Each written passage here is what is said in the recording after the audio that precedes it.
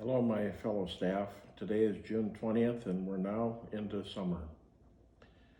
All of our residents are still COVID-free to our knowledge, as we have not tested them.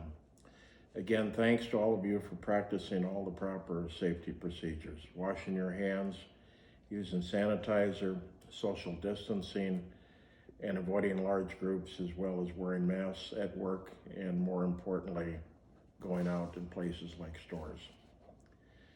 The COVID virus, unfortunately, continues to control how we all live our lives today. There are still over 30 million American people out of work, and many small businesses have closed, probably forever.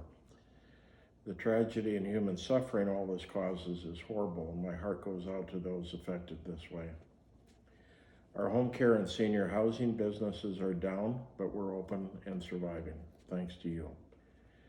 I've talked to many friends in different industries who have experienced the same thing and told me much the same.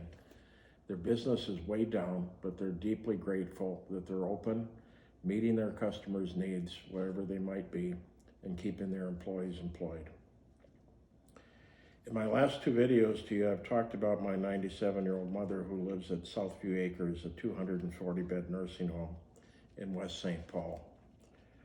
To recap, I previously mentioned that this 240-bed nursing home was COVID-free on May 5th. It's about 6-7 weeks ago. On May 6th, I received a call that they had their first case. Fast forward 6 weeks later, they've had over 40 deaths. Yes, 40 deaths. And over 120 residents affected, along with over 70 staff infected. It must be absolute chaos there, trying to stay open and care for people in that environment. As to my mother, May 15th, she tested negative. A week later, on May 22nd, she tested positive. They tested her because the roommate she had, she's in a 2-bedroom room, was positive. But my mom had no symptoms with the positive test. Southview Acres has 3 floors of nursing home beds with 3 wings on each floor, so technically 9 floors. Each wing thus having 25 to 26 residents. They have been forced to move residents several times, segregating them by health status. COVID-free on one wing, COVID positive on another wing, and those sick from the virus on a different wing.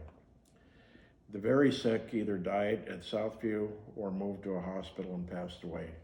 I don't know the specifics because a lot of this has been protected information.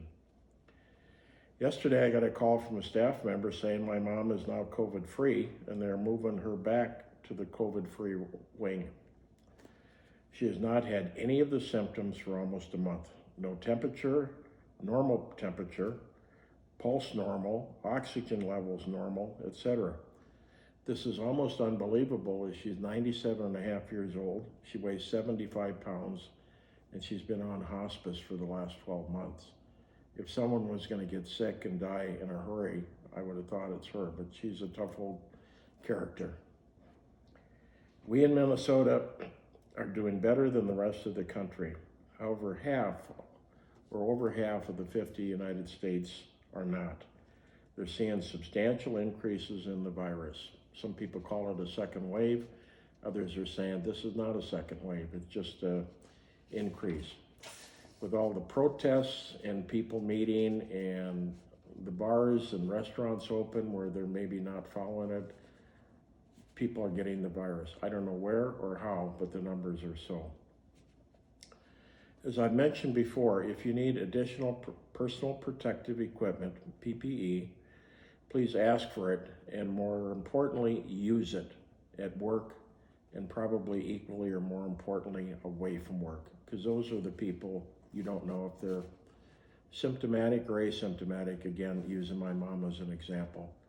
It's conceivable she infected some people. We'll never know if she did or not. But the point is, she was infected but didn't have the symptoms. Thank you again for all you do.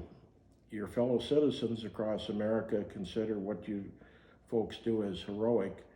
And yes, you're America's heroes, working on the front line like this every day. Stay safe, and we'll continue to update you as we have more to say. God bless you and your families. Thanks.